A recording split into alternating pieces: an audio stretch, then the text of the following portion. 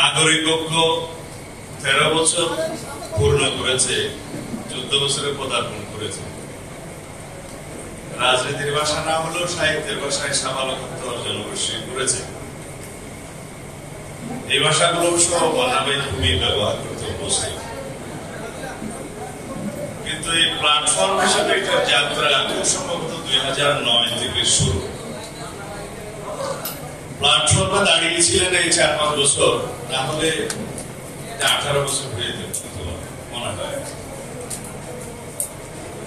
আন্দোলন সংগ্রাম এবং এদেশের রাজনীতির ইতিহাসে সংক্ষিপ্ত সময়ে নাগরিক ঐক্য যে ভূমিকা পালন করেছে তা অবশ্যই ইতিহাসে স্মরণীয় হয়ে থাকবে।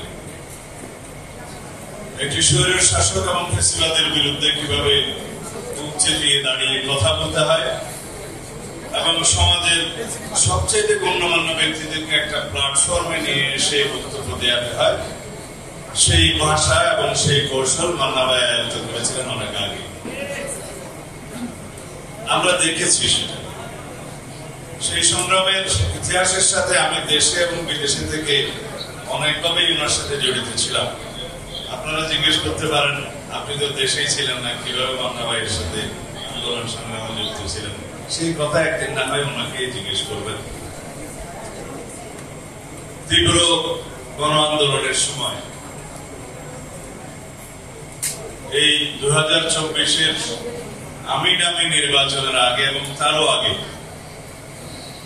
যে আন্দোলনের দফা নির্মাণের যে প্রচেষ্টা নেওয়া হয়েছিল তার সাথে নাগরিক ঐক্যের, নাগরিক মঞ্চের বিশেষ করে ভূমিকা ছিল। গণতন্ত্র মঞ্চ, আমি বাংলায় খুব দুর্বল আগে বলেছি, গণতন্ত্র মঞ্চের যে ভূমিকা ছিল তার সাথে আমরা জড়িত ছিলাম। তো সৌভাগ্যক্রমে 31 দফা প্রণয়নের যে কাজটা তার সাথে আমি যুক্ত ছিলাম। দলের পক্ষে আমি এবং আমার সিনিয়র নেতা জনাব নজরুল ইসলাম খান। আমাদের কাছে যে একটা ড্রাফট গণতন্ত্র মঞ্চের পক্ষ থেকে দেওয়া ছিল তাতে সম্ভবত 35টা দফা ছিল। সেই 35টা দফার প্রত্যেকটাকে আমরা অ্যাকোমোডেট করেছি 31 দফার মধ্যে, দুটো বাদে। সেই দুটো ভিন্নভাবে গণতন্ত্র মঞ্চের এই দফাগুলোর মধ্যে ভিন্নভাবে উচ্চারিত হয়েছে। সব জায়গায় তো আর গণতন্ত্র এবং ঐক্যমত্য হয় না। এখন যেমন জাতীয় ঐক্যমত্যের কমিশনের মধ্যে যা হচ্ছে আর কি, সব বিষয়ে তো ঐক্যমত্য হয় না, ওখানেও তো কথা পাইনি। তবে 31 দফা প্রণয়ন হয়েছে এবং তারপরে আন্দোলনের জন্য যে 10 দফা প্রণীত হলো সেটার মধ্যে আমরা যুক্ত ছিলাম। এগুলো আলাপ আলোচনার জন্য সবসময় আমাদের সিনিয়র পলিটিশিয়ান হিসেবে যেন মাহমুদুর রহমান মান্না ভাইয়ের সাথে আমার কথা বলতে হতো, এখানে যেন সাইফুল হক সাহেব আছেন ওনার সাথে কথা বলতে হতো। আমরা এই সমন্বয়টা করেছি। 10 দফাকে আমরা যেমন এক দফায় নিয়ে আসতে পারলাম, সেই এক দফা প্রণয়নের মানে কষ্টটা ছিল সবচেয়ে বেশি। কারণ দফা তো লেখা যায়, কিন্তু কখন আমরা 10 থেকে 1-এ আসতে পারবো সেই দীর্ঘ প্রক্রিয়া, আন্দোলন সংগ্রামের একটা সময় নির্ধারণ করা এবং সেই পর্যায়ে আসাটা অনেক রক্তাক্ত পাড়ি দিয়ে আসতে হয়েছে। শেষ পর্যন্ত আমরা এক দফায় আসলাম এবং সেই এক দফা পরে দামি দামি নির্বাচনের পরে বাংলাদেশের রাজনীতি ভবিষ্যৎ নির্ধারিত হয়ে গেল। আমরা জানতাম ফ্যাসিবাদের পতন হবে, কবে হবে সেটা আমরা জানতাম না, নির্ধারিত কবে হবে সেটা জানতাম না, কোন প্রক্রিয়ায় হবে সেটা জানতাম না, কত রক্তপাতের মধ্য দিয়ে হবে সেটা আমরা জানতাম না, কিন্তু আমরা জানতাম এই ফ্যাসিবাদের পতন হবে, তার বীজ বপন করা হয়ে গেছে। সেই ইতিহাসের সাথে নাগরিক ঐক্য জড়িত, সেই ইতিহাসের সাথে গণতন্ত্র মঞ্চ জড়িত। গণতন্ত্র মঞ্চের কথা না বললে সাইফুল হক বলছে। যাই হোক, আমি আজকে এখানে কি বলবো, নাগরিক ঐক্যের জন্য শুভেচ্ছা বক্তব্য দিতে বলা হয়েছে। শুভেচ্ছা নয়, ইতিহাসই তো বলে দিলাম।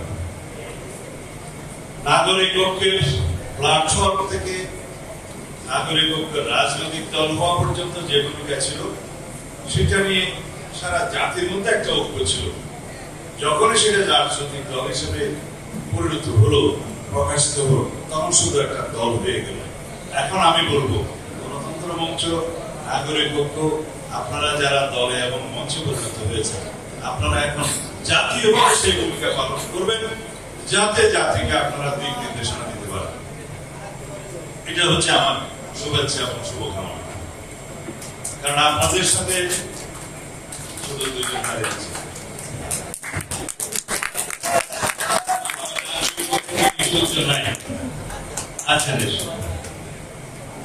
আর শুভকামনা সবসময় গণতন্ত্রকামী বাংলাদেশের এখানে জনকল্যাণকামী, জনকল্যাণ রাষ্ট্র ব্যবস্থার পক্ষে যে সমস্ত রাজনৈতিক দল আছে তাদের সবার জন্য থাকা উচিত।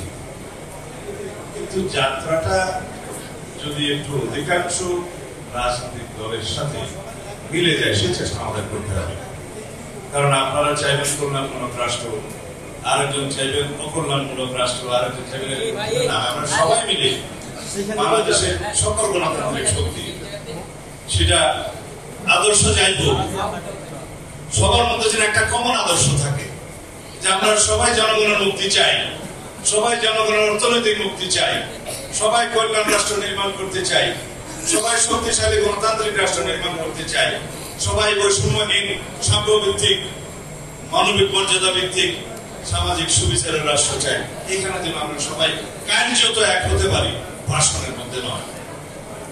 কারণ এই দেশে আমরা ভাষণ অনেক দিয়েছি, এখন আমরা এমন একটা জায়গায় এসেছি যে জায়গায় আমরা দাঁড়িয়ে আছি শহীদের একটা রক্তাক্ত পিচ্ছিল রাজপথের উপরে। তাদের আকাঙ্ক্ষা ছিল অনেক, তাদের প্রত্যাশা ছিল অনেক, সেই আকাঙ্ক্ষা এবং প্রত্যাশা যেন আমরা পূর্ণ করতে পারি। এবারের শহীদের আকাঙ্ক্ষা এবং প্রত্যাশা যদি আমরা পূর্ণ করতে ব্যর্থ হই, বাংলাদেশ রাষ্ট্রের ভবিষ্যৎ আর দেখি না। এখানে আমাদের একত্রিত থাকতে হবে ফ্যাসিবাদ বিরোধী জাতীয় যে ঐক্য গড়ে উঠেছে সেই প্ল্যাটফর্মের উপর। এটা যেন একটা প্ল্যাটফর্ম হয় সকল গণতান্ত্রিক রাজনৈতিক দলের। প্ল্যাটফর্মটার নাম হবে ফ্যাসিবাদ বিরোধী জাতীয় ঐক্য। আমাদের শক্তি হবে কল্যাণমূলক, সবার আগে বাংলাদেশের স্বার্থ, এবং সেদিকে ইনশাআল্লাহ আমরা এগিয়ে যাচ্ছি।